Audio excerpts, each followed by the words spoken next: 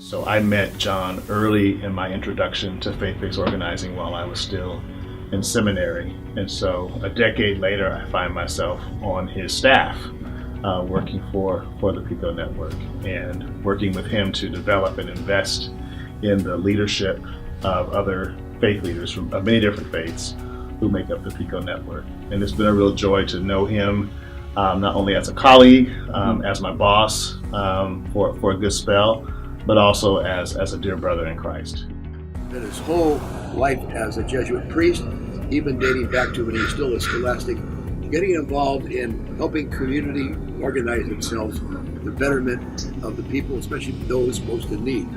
And so he's at the head of Pico International, first of all Pico in the United States, and then Pico International. And he's become a person that's known throughout the world, and certainly in the Catholic Church, but in many other religions as well.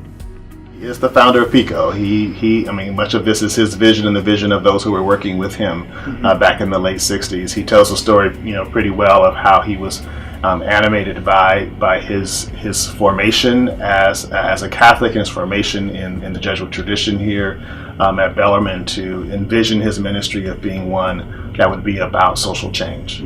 And so he started an institute in Oakland that eventually became called Pico, where hundreds of thousands of people have been trained to be leaders in their communities, to propose solutions that have made a tremendous difference in people's lives. Many people don't even know who John is because he's so quiet. And so leaders are always up front in our work. Organizers tend to be in the back of the room, creating a space for leaders to show up very strongly in their own way. John is like behind even the organizers who are behind the leaders. He is that quiet catalyst that has really he's the spark behind the fire that is Pico, I would say. John does not preen. He's not a peacock. He doesn't wear medals telling you the kind of stuff he does. You have to watch very carefully, listen, and ask a couple of questions, and you find out he believes in social justice. He believes in equal rights for people. He believes in empowering the voiceless and the dispossessed. John Baumann is someone that I look up to greatly as a pioneer. John was ahead of himself in terms of the Jesuits, because it wasn't until the early 70s that the Society of Jesus really focused on the service of faith and the promotion of justice.